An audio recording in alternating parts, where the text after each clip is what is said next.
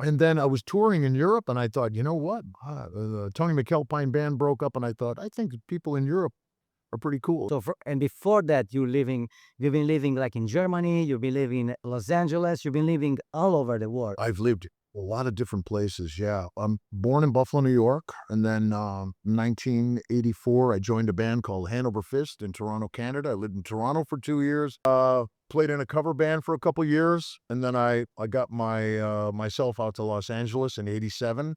I lived in Los Angeles for 10 years, but during that time in '94, I was playing with Yngwie, so I lived in Miami for 2 years, went back to LA, started touring in Europe.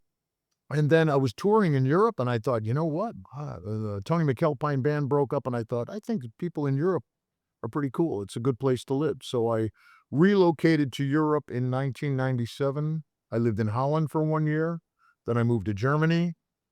I lived there for about 12 years. Then I lived in Copenhagen, Denmark for 4 years.